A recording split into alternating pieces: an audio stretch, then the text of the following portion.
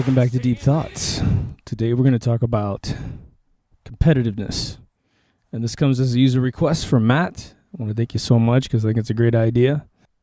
The concern that came to me, which I completely share, is that competitiveness, which is encouraged on all levels, on many levels, and we don't want to lose all parts of competitiveness, but competitiveness is sort of, in certain venues, can get completely and utterly out of control and really corrupt the minds of us and make us sort of the darker version of ourselves when dealing with other people.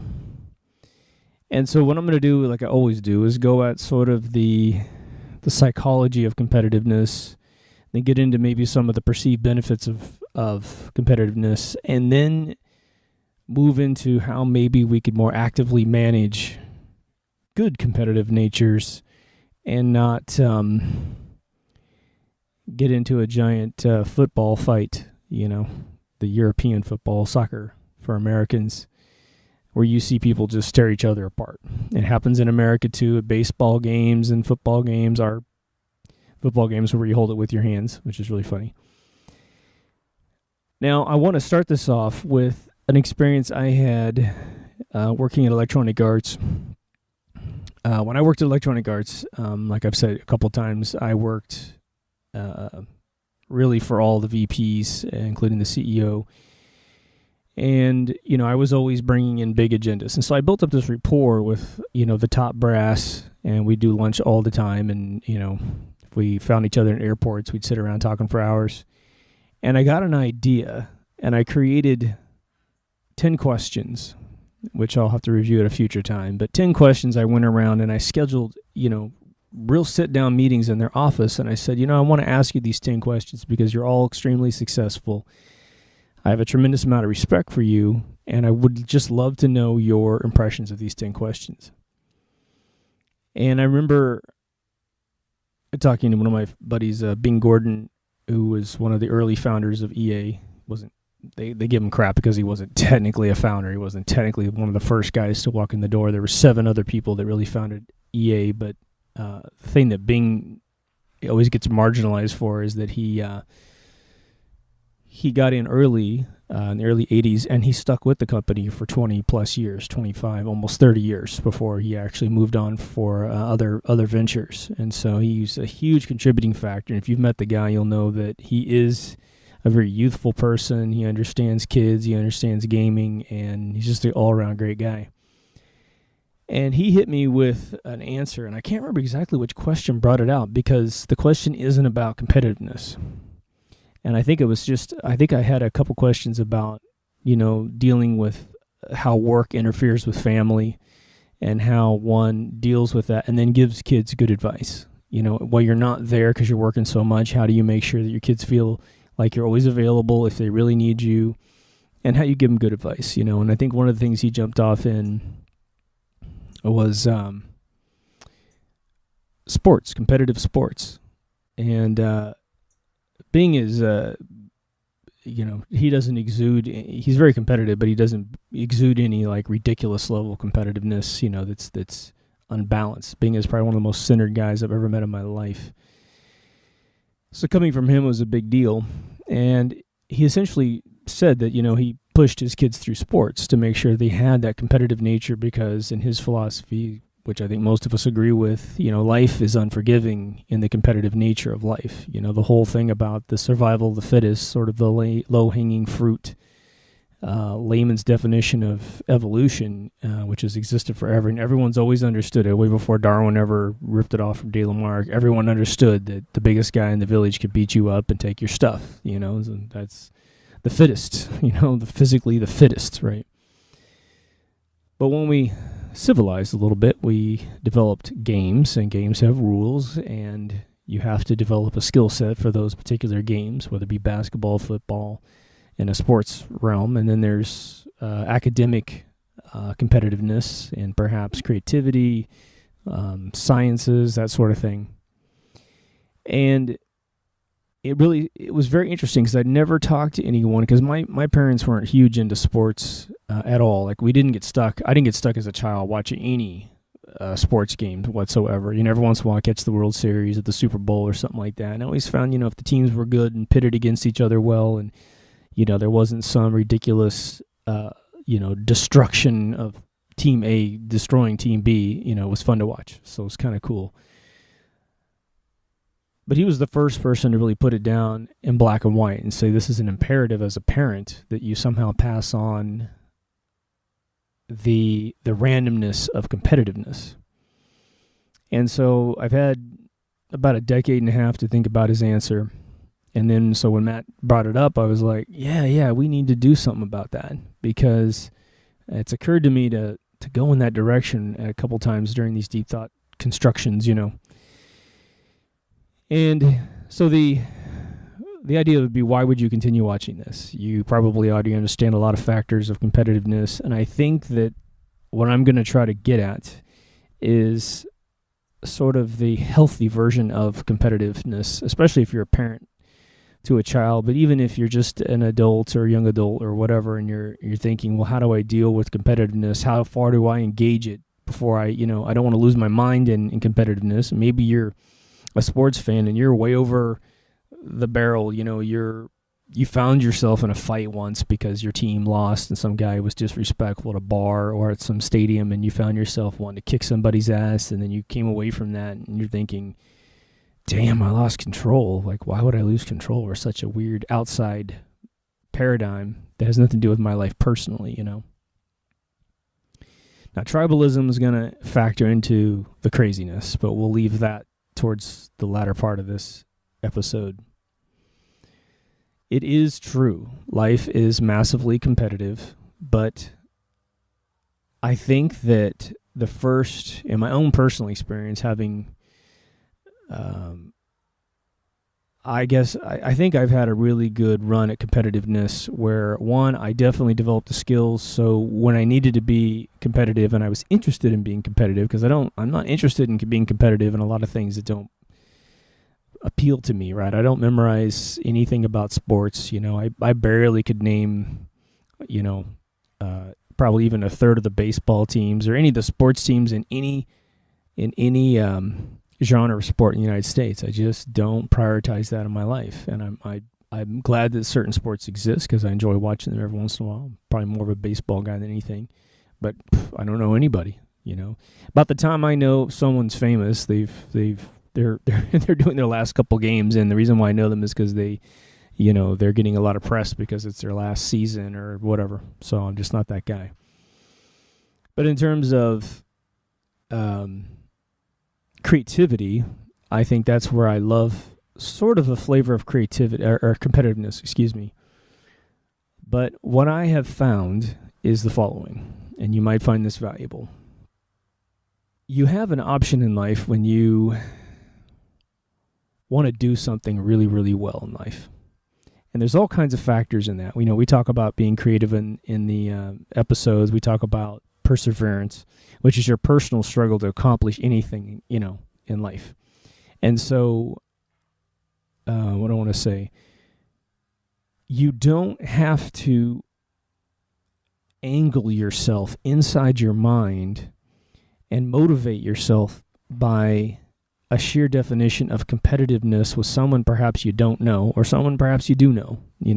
For those of you in school, whether it be college or, high school or below, I don't even know if I have any listeners in that area. I seriously doubt it, but you're surrounded by people constantly, and you're surrounded by a bunch of insecurities of people because they don't know who they are, right? Their id, their character, and their persona, they're just being controlled by it. They have all these random emotions and feelings and concerns, and they feel weak at times, they feel strong at times, and it's just sort of almost like a garden sprinkler, like you just randomly spraying everything everywhere, and they don't have control of themselves, which is why I make these episodes very specifically so that you have complete control over who you are, so that you're just in control. And when you have control, competitiveness takes a completely different tact, I think, than if you are sort of randomly, flowing through the universe almost like a leaf blowing in the wind. The leaf doesn't have control over itself, And we don't want to be that. We want to be like a glider, and we're riding it, we're controlling it. We want to turn left, right, go up, down. It's all your control. That's what I want for everybody, because that way we get to see the destiny that's hiding inside you. And if you have an idea, you have a better chance of getting it out of yourself. So this is going to be sort of a sort of anti-competitive replacement. We're going to talk about competitiveness, but I'm going to try to usher into its place something that makes you much more relaxed and cool, and with yourself, you just feel centered, and help you get the same results and be extremely competitive, but do it in a nature such that you don't feel almost an unnecessary burden, an unnecessary negativity, because you're worried about competition out there. And I've got some great stories for you where I've neglected to let competition be a part of my life, and I've allowed it to be a serious motivator. But let me throw this at you. If you want to create something great, you can play games with your mind. I've talked about in the episodes in the past where I will reward myself with something I want to do after doing the thing I need to do. So if I have a milestone at work, I program at my house every once in a while, I'll do that thing for work, and then I'll reward myself with maybe a cigar outside, or I'll play a video game for a little while, or I'll do whatever, hang with friends. But I try, it doesn't always work. It's not a pure thing. I'm not like some, perfect executor of my own ideas, but I'll play those games where I pitch things on the other side of what I want. Now, competitiveness is really driven, I think, at the idea that you have to really understand and engineer excellence within yourself as defined by those around you. So if you were to go play in a team of any kind, let's say it's baseball, and you want to be a good hitter, and you've got a certain field position, first base or whatever, you're going to have, in a hitting realm, you're going to have all of your teammates that can hit. And so there's going to be someone who's probably already good at it before you get there. And so you're going to need to compete against your own team member to get the preferable, first string batter sort of thing. So you go up first. Then when you go out and take your team out and you play with other teams, then you're going to see that your batting is either good enough to win the game or not good enough. Your first base performances are going to either get people out or they're not going to get people out. And so you'll start to see, there's this internal effect of, am I good enough to really consider myself a team player? Am I really valuable to the team? Which is sort of an internal cycle of thought. And then there's this external cycle of thought, which is, am I performing for the team so that we can win as a team? So that's a very interesting, duality of where you can place competitiveness. Again, tribalism comes in way later. Now, in my life, I've had a couple really interesting experiences that I want to share just to show you where I was very acutely aware of the competitiveness around me. And I got lucky in school because, like I've said before, I was an artist really early as a child, and there's only a couple artists I ever met in my lifetime, kids just on the block or whatever, that would come into my house. We'd all draw, and one kid would knock out something really, really cool. And I was like, ooh, boy, I don't know how to do that. Let me learn how to do that from him.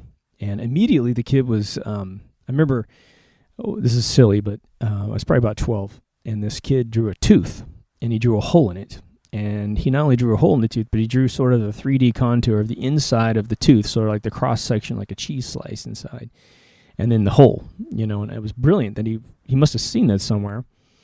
And so then I started drawing the tooth with the hole in it, and he was angry that I copied him, which I think was weird. So there's this weird thing where people want to say, I want to be better than you and don't copy me. Don't ever get better than me. And I've dealt with that my whole life. But this kid, he got over it very quickly, but it was just interesting. He was so young, he was just telling me what his heart felt. It was weird. When I got into drawing video games, it was sort of out of the blue. I mean, it was like literally 1 week. My introduction into video games was that, in professionally drawing them, professionally making money, which was about 19 when I started. I'd drawn video games my whole life. As soon as I learned how to program a video game, I was like, I need art, and there's nobody else that knows how to do this. And we didn't have paint applications back in the day, so man, did you ever have to work hard to draw games in programming languages, right? But I went to work on a Tuesday working for the tax software people, got laid off, and then 3 days later I'm working for this video game company. It was like out of thin air that this happened to me. And so I felt small. When I started working for this company, I'm working with at least 3 other artists who've been doing this for years. I mean, one guy had been doing it for almost a decade, and it was 89. So he had a long stretch of drawing stuff and was very good at it. One kid had only been doing it for 2 or 3 years, but man, he was the best I've ever seen in my life drawing stuff by hand. I remember we didn't have 3D rendering applications to help us do anything, and so if you wanted to draw, a unicorn running in 8 different directions with an attack sequence in 8 different directions, you had to draw it. I mean, it was like, there's the pixels on the screen. We used the product that I think Electronic Arts finally acquired called Deluxe Paint. And it was 600 by 600 by 400, I think was the screen size at the time, a little 4:3 aspect ratio. And again, whatever we drew had to be drawn in such a way that the colors that we chose had to work for about 5 different color palettes. And so whatever color you picked, it had to punch through a bunch of different color palettes, almost like that 3D chess in Star Trek, right? So one square was red in this palette, was yellow in this palette, and some other version of 256 colors down below, and some other restrictive colors. And so it was daunting to get into this and not only draw it photographically as much as we possibly could, but to make it work with all these different video cards, which only had a few colors in a lot of cases, right? Okay.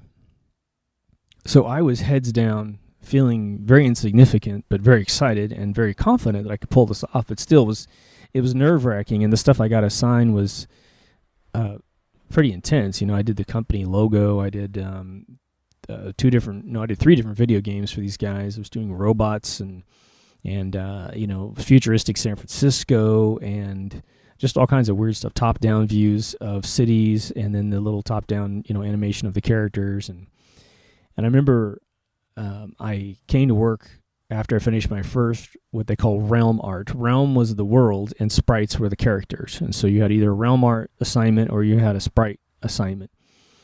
And sprite was a little bit above me at the time, which I got into shortly after doing my first realm art. But what happened was I brought my work to the office within a month because I was 12 hours a day, man. I was enjoying it, and I was in heaven. Getting paid to be a video game artist in '89 was huge, right?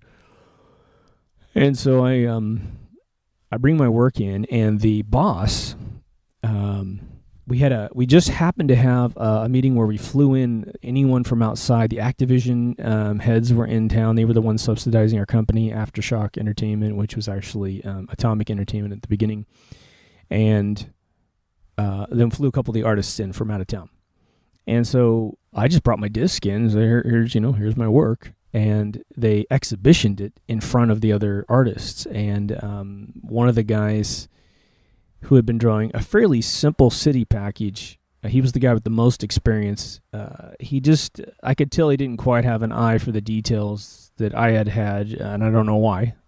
Just maybe I played more games than he did, or I was just more hungry at the time. But he put my artwork in the engine, and the engine was this beautiful scrolling engine, so you could scroll, near 20 screens per second in 1989, which was insane, which is why the company existed in the first place. But he exhibitioned this to the whole team as, hey, this is our new hot artist. Man, he just pounded this thing out. It's less than 30 days. He's finished with his first realm art. It looks fantastic. He dealt with a lot of aspect ratio problems because we had like skyscrapers that needed to go up, but everything was supposed to be slanted at a sort of an pseudo-isometric view. And I said, well, I got a problem here because if I have a skyscraper going up, it's going to start drawing over the other areas of the city. And so we had to have a way to explain how they don't lean out. And so we made out of all the cities. It's in the future of San Francisco. So I started making all the buildings pyramids to explain that they were anti-earthquake buildings. Some crazy little patch to the theory. But anyway, he took this guy, he was really senior, and he threw my artwork in his face, like right in front of me. And it was me being pushed into almost a competitive conversation, and I'm an extremely empathetic person. And so I'm looking at this guy, and he's like, look, you're still working on your realm art. It's half as complex as this thing this kid just finished, and he's done in a month, and you're now a month and a half into this thing, and you're asking for more time.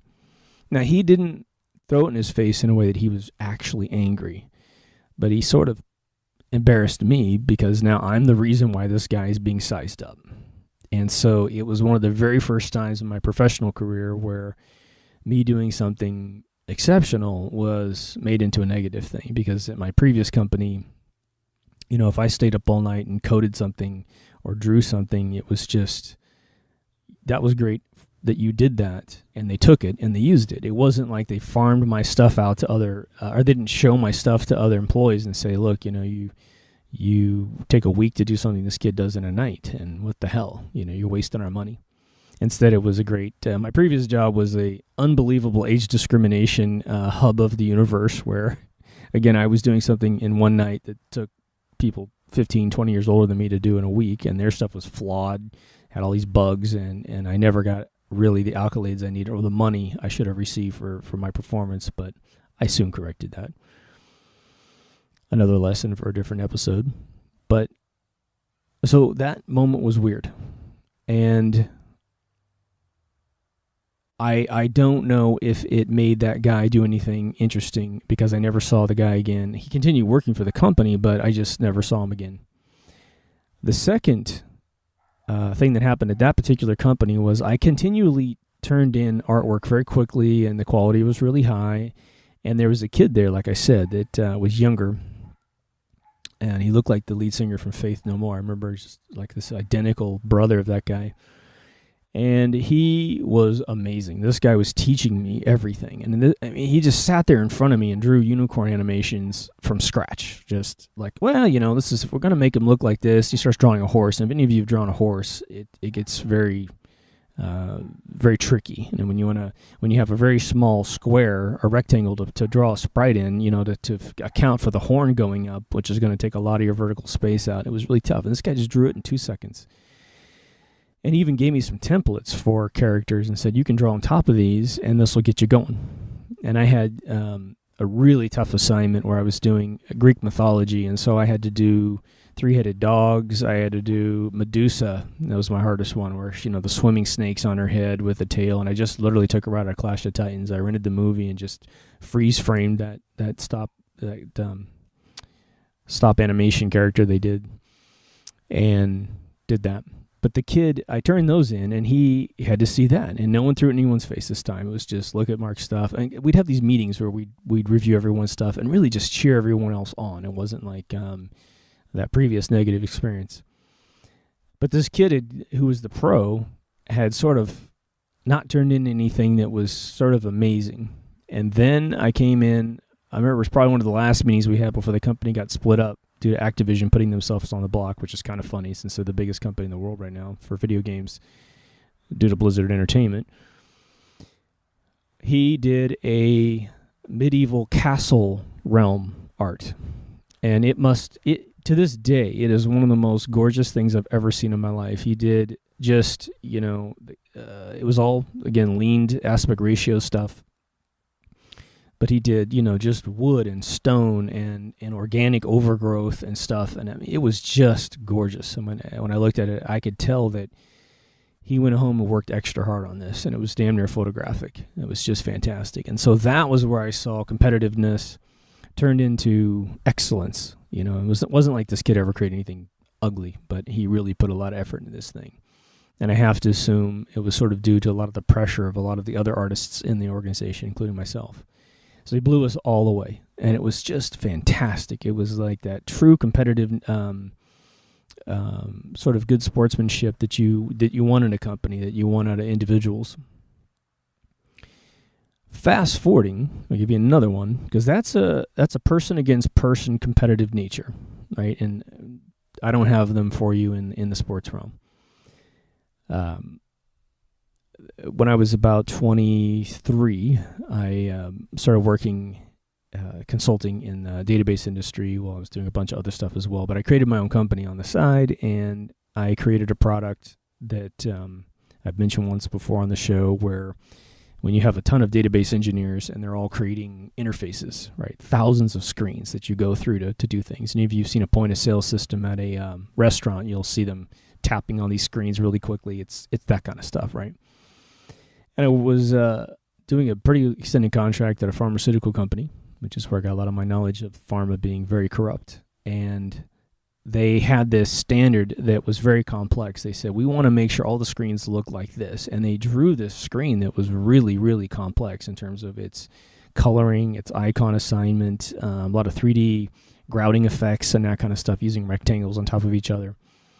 And it was sort of, it got to a point where if the engineer was supposed to get a bug-free application, just dressing up the windows was going to be a third of their job. And if they needed to change a screen, it became a nightmare to go in and move things around. So I got this bug up my butt. I said, you know what? I bet I can programmatically figure out all that stuff. Meaning, I can write a product where you load your module inside my product, and you will have assigned how you want everything to look, where you want 3D effects to occur, what buttons should go in certain icons with certain verbs in them. So print buttons have little print icons in them. But at the same time, I wrote algorithms that figured out alignment. So if you have a field label here and a field and a bunch of them down in a line because you've just dropped them on the screen, this is before apps helped you snap them into place, right? I would sense which ones belong to which, and I would snap them certain distances from each other, align them all, make sure they all have the right fonts, everything, right? Thousands of settings you could put in this thing. So I wrote this product over about 8 months at home, and then eventually just immediately sold it to the pharmaceutical company and a bunch of other Fortune 1000 companies and made some money off of it, right, for a few years. And eventually ended because the company that wrote the product that I wrote mine in damaged their product such that I couldn't figure out what color anything was on the screen. They actually reverted back and screwed it up because they allowed a guy that knew nothing about programming to be the product manager and just totally effed up the product. It's really sad. But the reason why I mentioned that is the following. When I started writing that product, I shared it with a couple of the heads of state in that programming product. And, I was probably in the top 10, if not higher, engineers in this product. I knew how to use it better than anyone else on planet Earth. And because I worked for the company that wrote the product, and I was one of their top, at the time, tech support guys, so I learned just by trial, or I should say baptism through fire, taking phone calls from all these different companies, from Los Alamos Labs to all these private engineers, trying to make the product do things that that the product wasn't designed to, and they were succeeding. And so I saw all this impossibility being accomplished constantly. And I thought, well, when I want to do my thing, which no one's ever done before, it's going to be useful, and I know it's possible. But here's what happened. The reason why I mention this is a competitive thing that I want you to learn big time. And I've mentioned it once before, but we're right on the subject, so I'm going to throw it back out again in a more focused, elaborated fashion, right? I had a bunch of people around me saying, oh, well, you know what? This company and that company, they're already creating that thing that you're going to create. And you shouldn't do it. They're trying to shoot me down, and not for any very specific reason. They just thought, hey, you're wasting your time. You're going to come out with your product, and there's going to be two competitors that's going to blow you away. All right. That's competitiveness, sort of out of thin air. And what I did was say, screw those guys. They're not better than me. I'm going to do it the Steve Jobs way. I'm going to do it the perfect way, the easy way, with the greatest interface, the best design, fewest clicks, most features, and it's going to be built for a Fortune 1000 pharma company. So I know if I can satisfy those guys with over 300 developers and probably 10,000 screens, I can beat any of those competitors. And what happened? I was the only one to finish the product. There were no competitors. Now, what if I had listened to all that chatter? What if I had listened to all of that naysaying, as Jack Black would say? I wouldn't have finished my product. I would have quit. I would have then later found out that no one created their product, and I would have suffered the regret of not doing it. But instead, I did it. And the amount of business it taught me was unbelievable. I had to write my own manual, and I had to get it duplicated at the print place. I had to do my own gold masters, and it was back in the floppy days, so I had to do my own masters, do my own labels, form a company. It was internet, was brand new, so I had to buy an email address, I think for $50 a month from Netcom, some company in the Bay Area. No websites, right? And so I sold this product. Now, the interesting thing was, again, the competitive takeaway is, don't let somebody say, just because someone else is fabled to be doing this, that you should stop what you're doing. You're going to do it different and most likely better for some people at least. Let's just say two artists are going to paint Marilyn Monroe.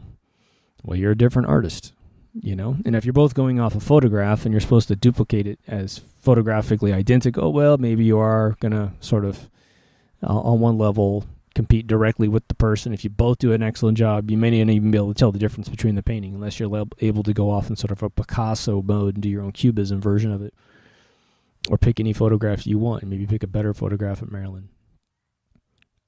The moral of that story is, don't let anyone naysay you out of your goal. Just make sure that what you do is highly, highly competitive within yourself, right?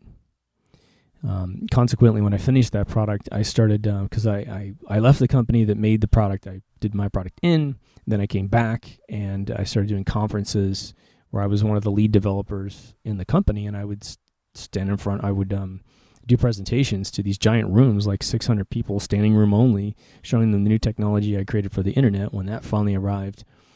And I would get done, I'd walk off stage. I'm like 26 years old, which for me was a professional age. And in today's age, you're lucky if you pay your own bills at 26, right?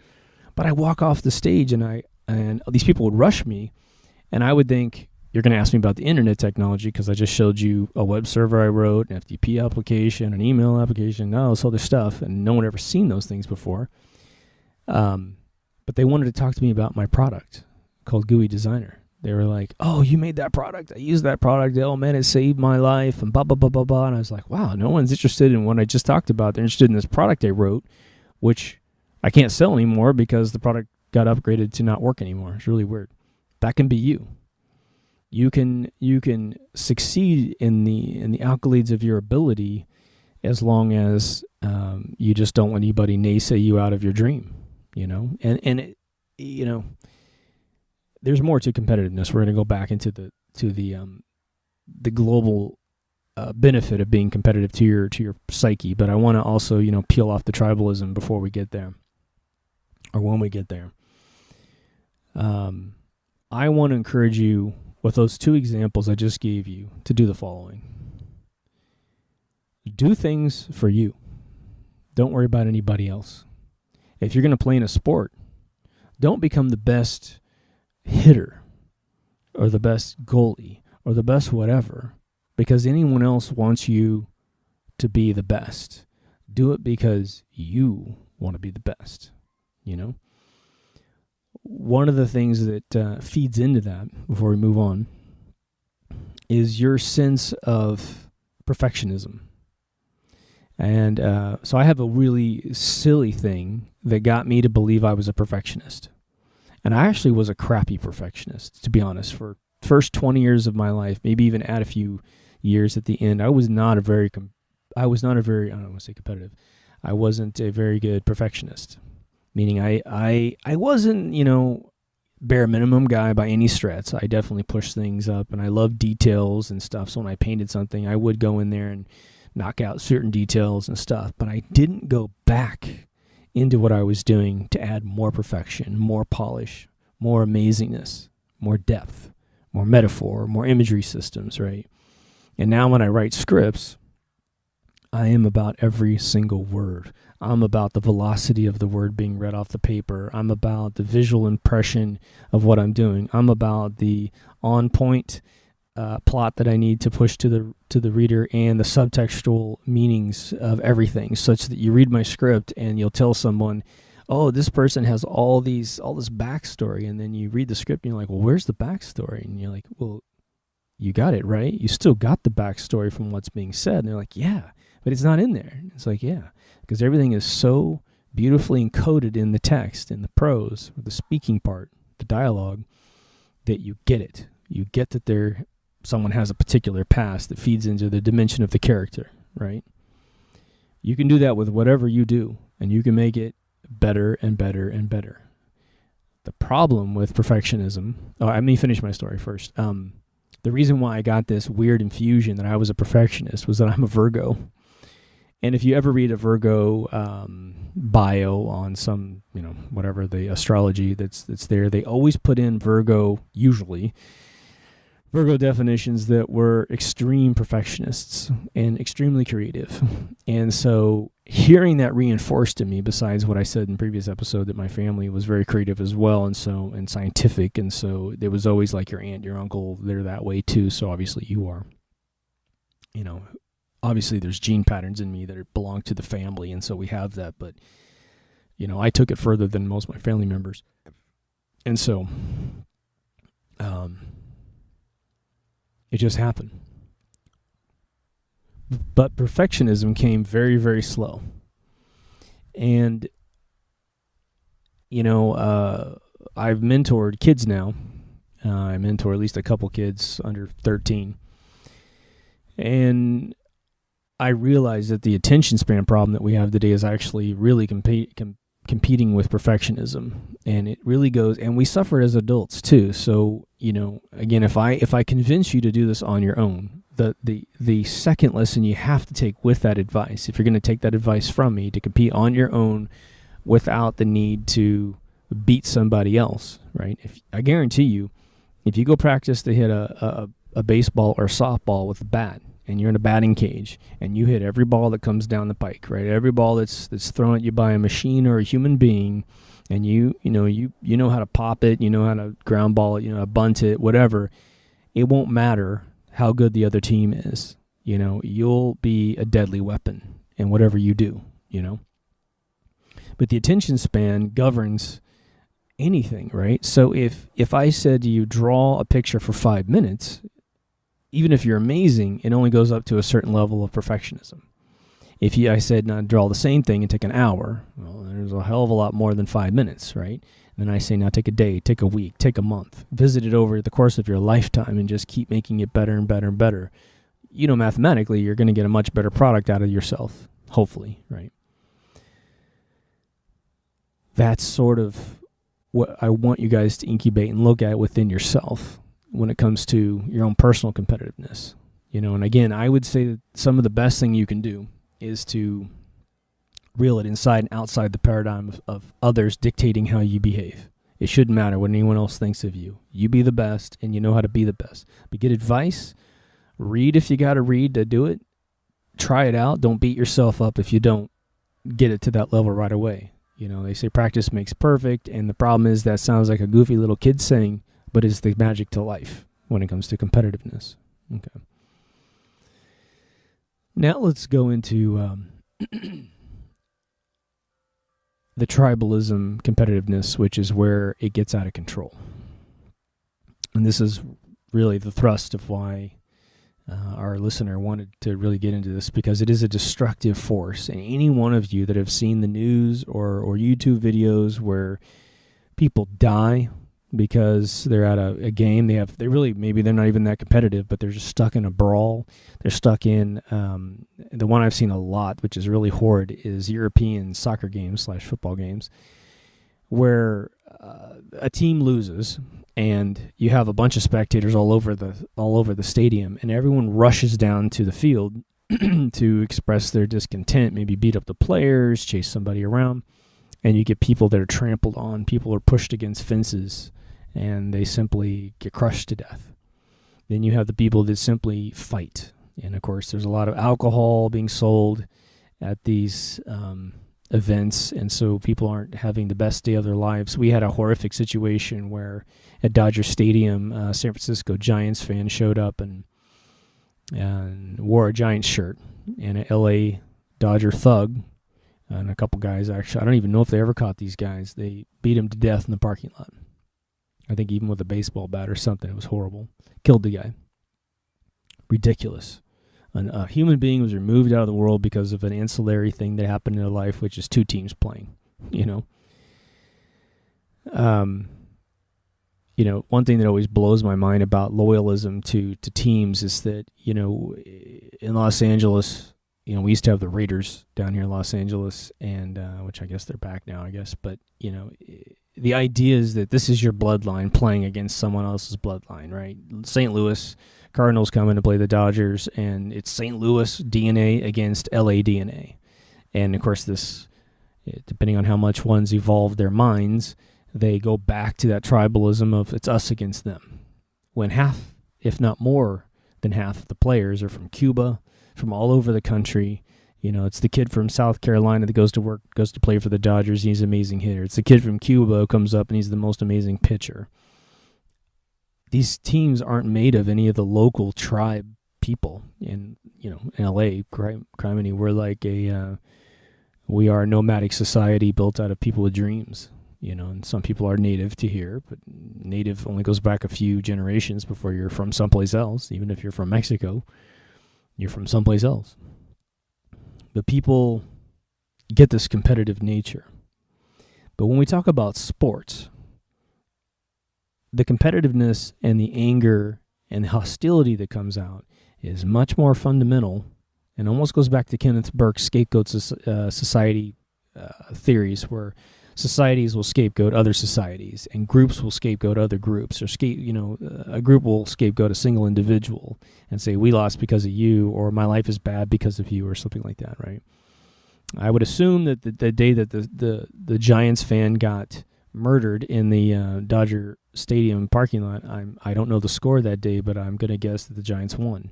And that left the Dodger people feeling inferior because they've identified themselves with this entity that's just a logo on paper made of people from all over the world, and they identified themselves with that. And so when they walked out, they valued their life based on the loss or win of their team, because inside they don't have anything else in their life to value their life from.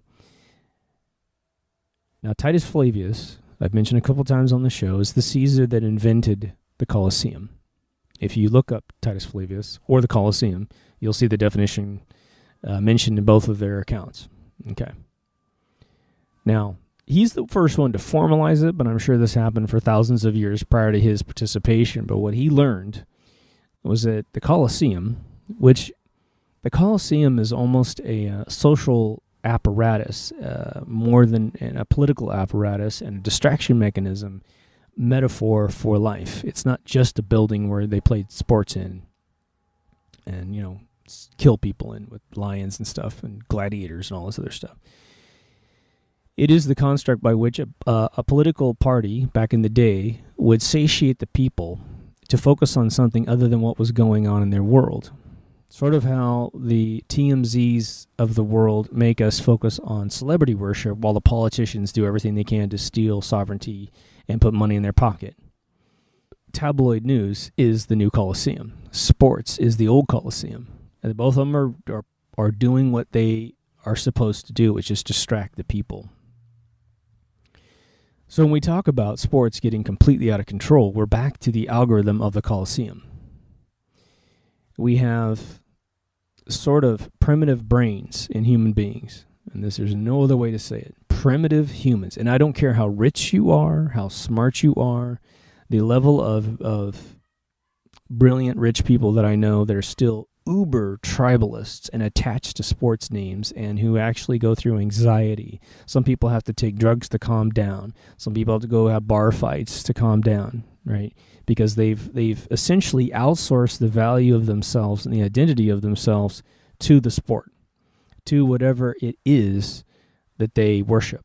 Remember the guy that cried in his selfie video about people giving Britney Spears a bunch of crap, right? This guy actually sat at home, cried into his Apple Watch about how, Britney Spears was being roughed up by the world.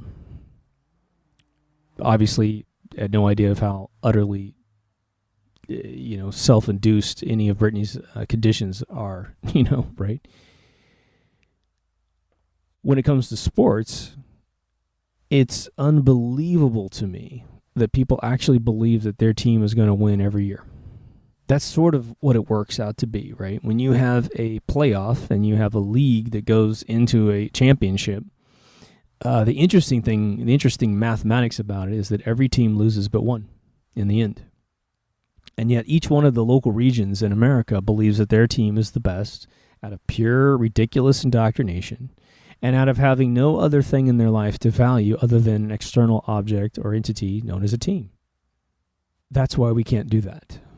That's why we have to have complete sovereignty within ourselves. When I talked to my daughter when she was really young, I said to her, at this point in your life, I was projecting out on a timeline. I said, you're going to get into boys, and they'll be a little bit different than you are now. They're all cooties, objects now, but later on you're going to be attracted to them. And I said, look, boys are dumber than girls. It just is the truth. They don't develop very quickly, and they're going to be a couple of years behind you at a minimum socially.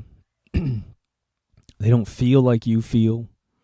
They're not, I didn't really say empathy or sympathy, but I explained to her, they won't worry about how you feel about anything. They're just going to worry about what they want. And I said, it's important throughout your entire life that you don't outsource the opinion of yourself to a boy. Because under almost every circumstance, the boy is not going to have the intellectual prowess to actually have a certifiable, decent definition of you in the first place. So why would you let a boy determine whether or not you're pretty?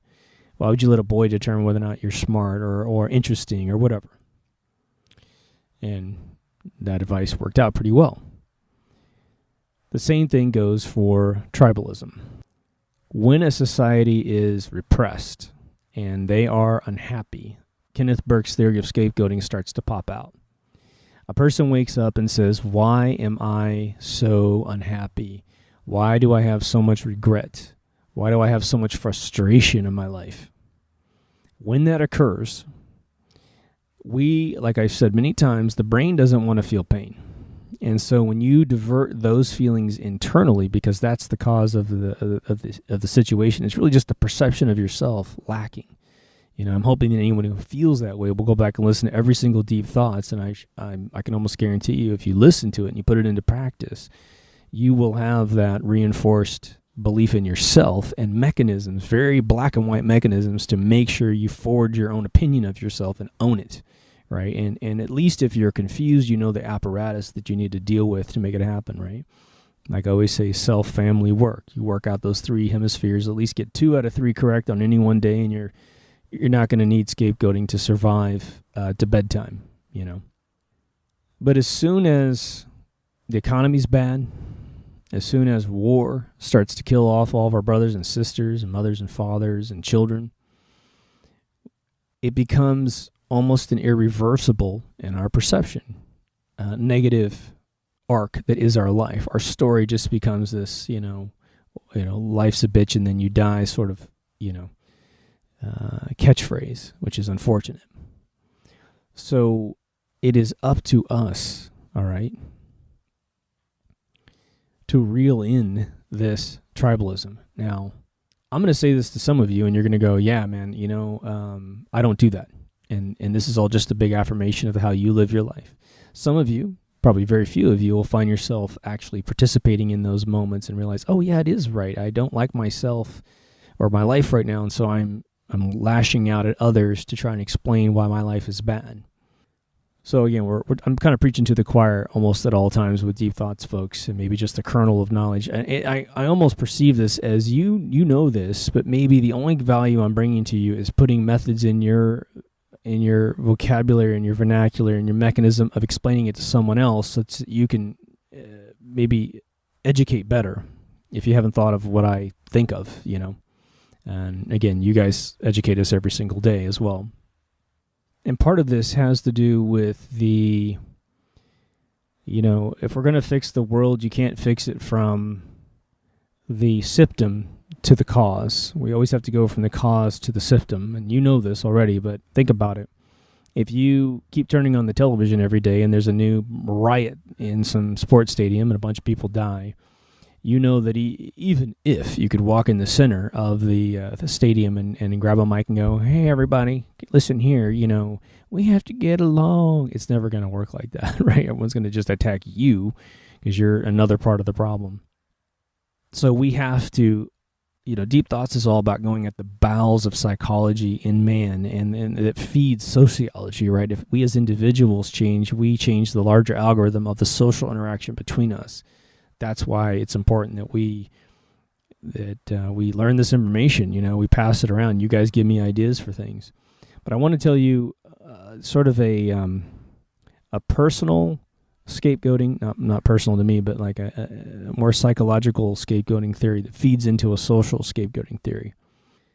Now, I'm going to say this, but we actually have some tribal problems in Europe right now with the invasion of the uncertified Muslim immigrants that are trying to rape Europe. So I'm going to say this, and I know that you actually have that on the tip of your mind if you're in Europe, and so it's not going to quite. This really doesn't apply to that invasion. A million refugees per country per year is crazy. It's got to be shut down. You got to shut your borders off. You got to haul those people out of your country, incarcerate all these people, raping people, all this kind of stuff. So forget that. I'm going to go back to the Midwest, in the United States of America. I grew up in Kansas, and in Kansas, what was really interesting about my small little town was that we had all races represented, and we had Mexican families, black families, and white families. We really didn't have the Asian contingency much, although there'd be one family that ran like an Asian restaurant down the street, and it was always like the most popular place. Never saw an Indian person, never saw an Arab person, just because they just don't frequent that area, right? But everyone's tend to get along, and you'd find a racist person every once in a while in the town, but they were just fossils, So people really got along with each other, and these families were famous, like these various families of different races from the white race. It's just the way it is. We were probably 95% white. They always had something about their family that was revered. They were some of the best teachers. If they owned restaurants. In fact, the Mexicans in our town were almost royalty because they had the best food in our entire town. And it was like if you had the extra money to take your family to dinner, you always went to either the Mexican families. And just prior to that, we had the Williamson family in my hometown, which made probably one of the best barbecue places, probably without a doubt the best barbecue I've ever eaten in my life. But they eventually retired and closed their place down. Unfortunately, their sauce is gone, right? Really super sad. But they went out on top. That's the cool thing, right? And later I found out they all lived into their 90s, and I could have driven 8 miles away from my hometown and probably solicited out a jar of their sauce. And I only found out as I read the obituaries and then wrote an editorial in the newspaper about them. But here's why I mention this. I had family members of mine who grew up in this little town of mine. And consequently, if you launch Google Earth on a Macintosh computer or an iOS device, and I think when you just launched the product for the very first time, the guy who did that came from my hometown and was a couple of years ahead of me, which I had never met the guy, and his last name's Webb, which is kind of funny. He centered the product so it goes straight to my hometown. So my hometown's nowhere. It's 100 miles from every major city, but if you launch Google Earth on an Apple device, it goes straight to Chanute, Kansas, which is really funny. And we've painted in the center of the town, Main Street, and I think Lincoln, a Google map, and Google actually donated several $1,000s to it. And so it's just a bizarre little thing. That's just a little footnote for you. But I had family members of mine, very close family members, move to Texas. And this is not a slight on Texas whatsoever. It's actually just a pure slight on my family members. But the two individuals that moved down south to Texas, they had, image issues, self-image issues, and they did not like the way that they turned out in life. One of them got really obese, and one of them just cannot deal with looking in the mirror. He is a odd dude. One of them I haven't talked to for 5 or 6 years, and if I die and never talk to the guy, it'll be a great day. One of them is close enough. I talk to him all the time. But they went from Chanute, my little town, to the Dallas area. And within a year, the N-word started coming out a lot. And just to preface this, which is why it's a little confusing to me, until I figured it out, which has to do with this competitive tribalism thing, on a more subatomic level of humanity, the N-word was used in my family quite a bit, which may shock you, may not shock you. But here's the caveat. it was never, ever used towards a black person. It was never used in the context of referencing a black person. It was actually, and this is before gangster rap ever started using it, and classic rap never used that word ever. It was an endearing phrase to each other because our respect for the black culture was high, super high.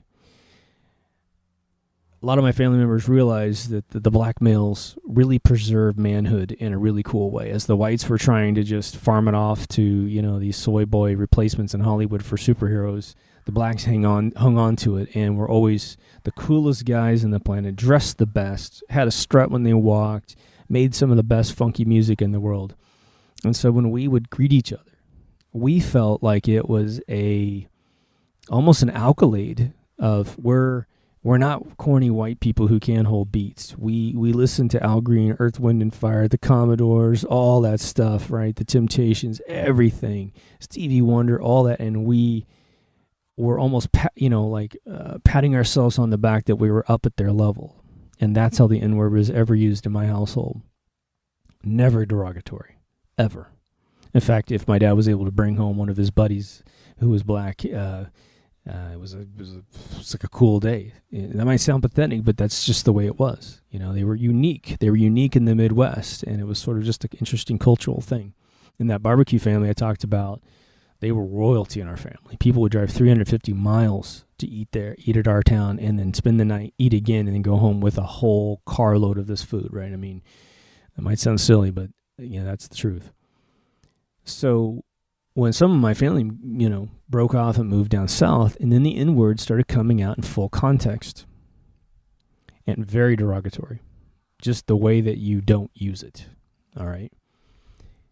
I moved to California, and so I moved into a world where I was meeting even more races and becoming more acclimated, and I ate Indian food for the first time, I ate Japanese sushi for the first time, I ate probably more authentic Chinese food and Mexican food. For me, I was in a cultural pool of just elation. I moved up into Ventura County, and they have a little town over there called Oxnard, just below Ventura, which is sort of where you have your most, other than East LA, your most indigenous Mexican families, and it's their town. And when you ever watch those videos of like Snoop Dogg with the slammed, 60s cars, convertibles that have been all detailed up, those come out of Oxnard, and those brothers know what they're doing, right? Suicidal Tendencies lived one block from my house, a bunch of the band members, so I was a huge fan of theirs, and it was just cool. And so when my family starts calling in slowly over this next decade using derogatory terms, I couldn't figure it out. I was like, what's going on? Does Texas make you racist? Like, what's going on, right? And I go back to visit, and every once in a while I bounce through Texas, which I don't like to bounce through it. Not because I don't like Texas, because I don't like the family members and the way they behave in that area. Or at least I don't like the way they behave in that area. If I can drag them out of that area and get them to more neutral zones, that doesn't come out of their mouth. It's really strange, right? And what I figured out was that they don't, and this feeds into the tribalism that goes into the stadiums, which causes the riots, right? That whole scapegoating thing. My family members, the couple that moved there, don't like what has turned out to be their lives. They don't like what they look like in the mirror. They don't like what they've accomplished in life. And so they started scapegoating anything they could. And in their recessed minds, all right, they started going in a racial route. They could have gone in any route they wanted to, but they went in a racial route. And picked out of nowhere, probably a race that has so little to do with them, it's crazy, And, they would try to legitimize it by saying, well, that guy, didn't work as hard as he could have worked. And I'm sitting there looking at my family members like, are you some exception to that rule? Really? You go home and sit on your ass? You have all the time in the world to do everything and you do nothing? I'm working a full-time job and I'm writing films and I'm doing shows and all this other stuff. Don't tell me you don't have time to do stuff, right? I had a kid at the time, and it was like, cry me a frickin' river, right? But they lashed out in a tribalistic way. And that was sort of on a competitive nature that they thought they were out-competing these individuals, but these individuals were, they were keeping their jobs while my family members were having to jump from job to job or getting laid off. When we go back into the stadium, the Titus Flavius Stadium, and we see these huge competitive brawls, these people hate what they've turned out to be. And they've usurped this thing that in their mind is bigger than them, which is the Raiders, the Dodgers, the Angels, whatever team is in your local area, right?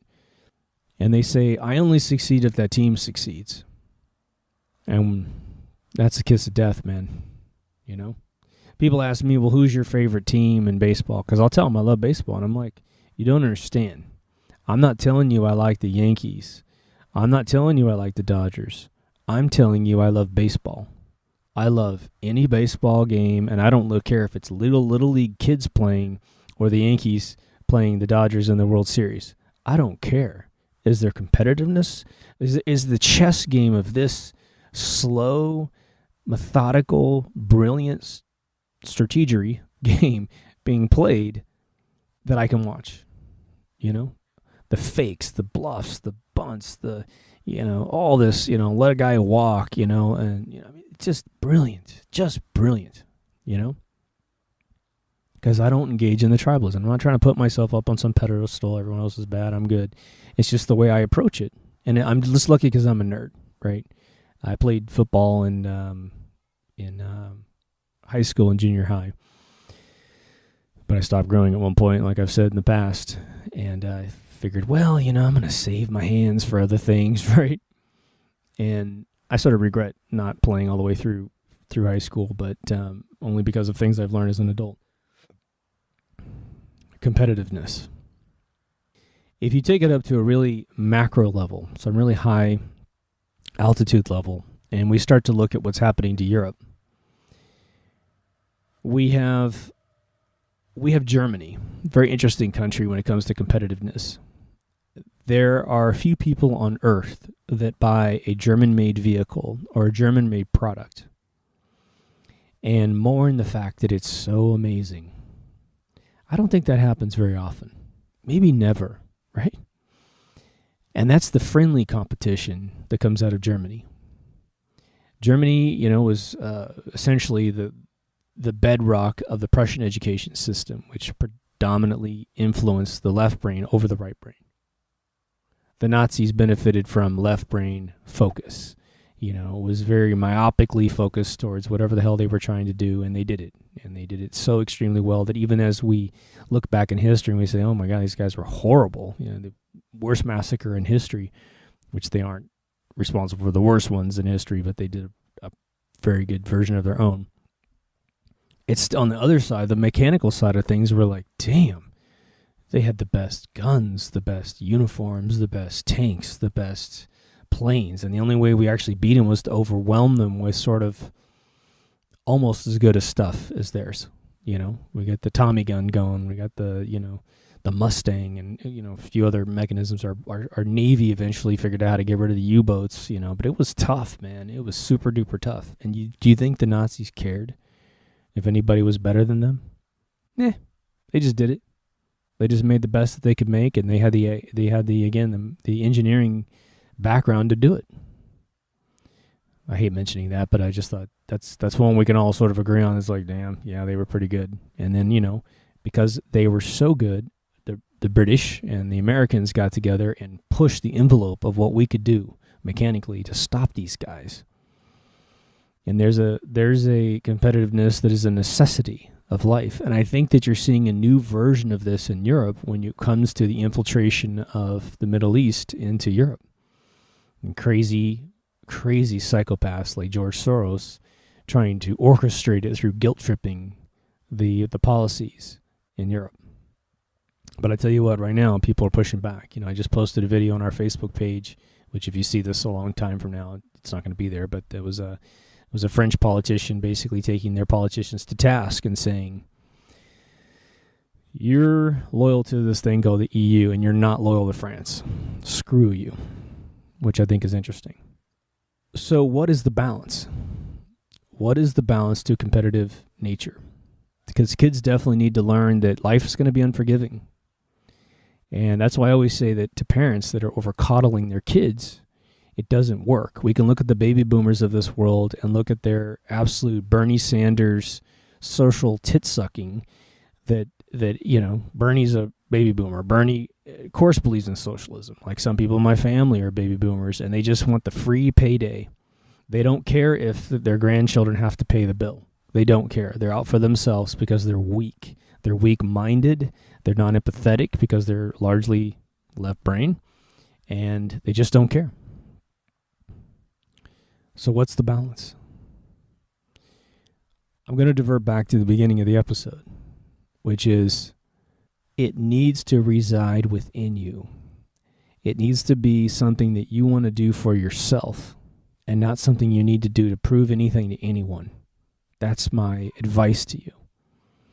What's nice about that is that you can work completely by yourself, being your only critic, and really subtract out of your life the perils of disappointment.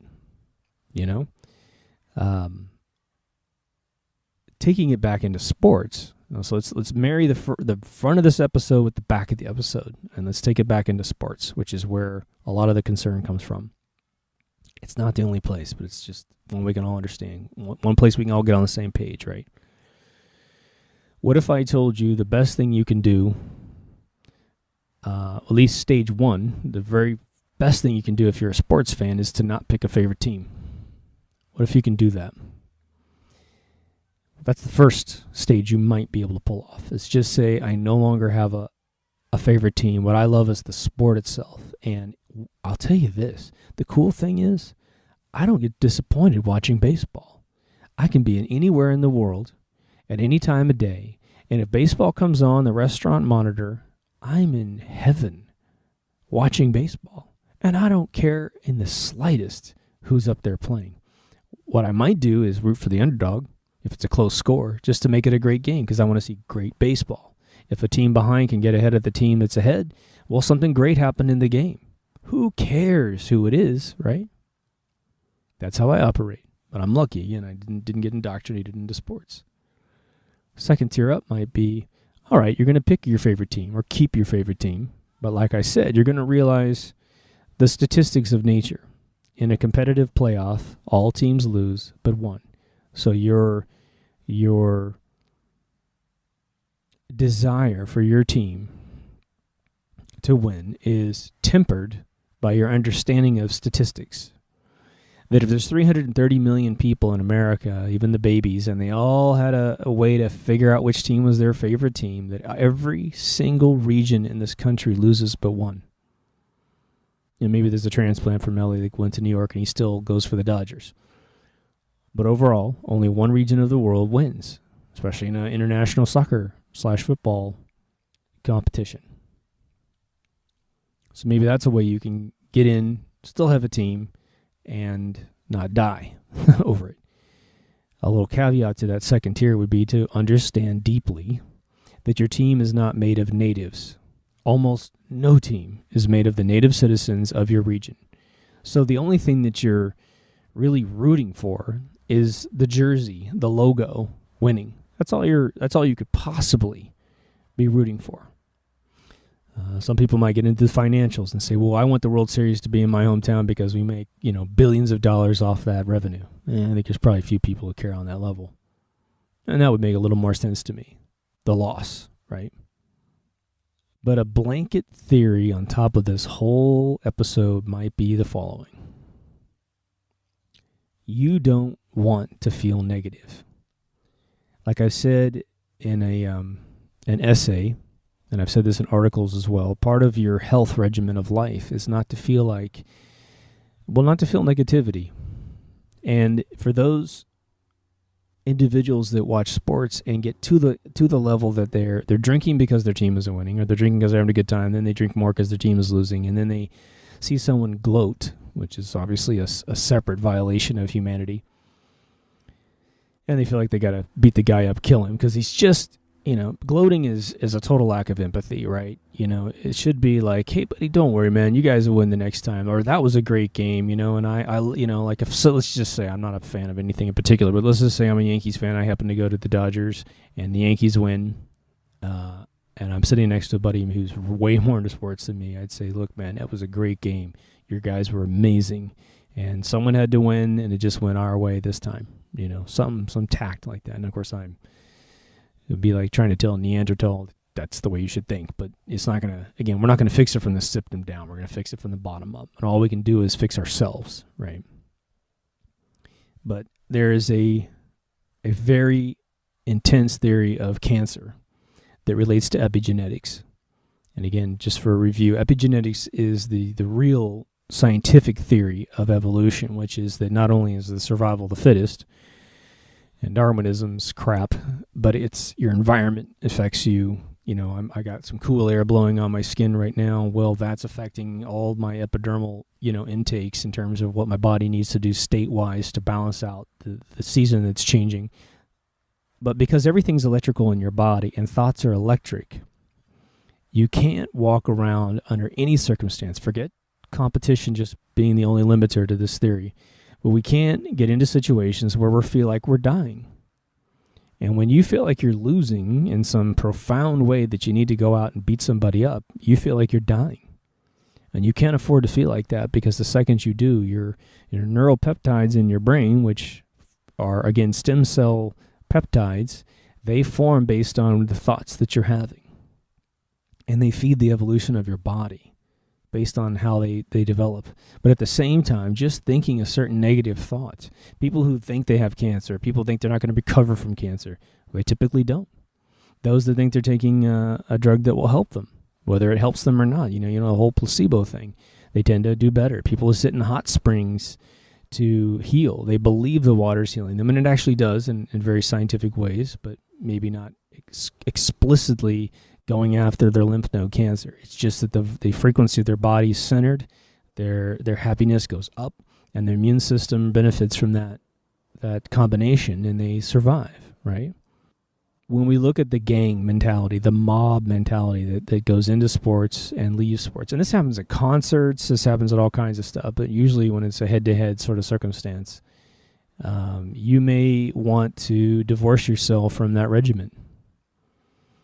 I would hate to hear that any of our listeners who are hip to all this went to some game somewhere and got beat up, or even worse, got killed because some caveman coming in with, a lack of understanding lost his shit and hurt everybody.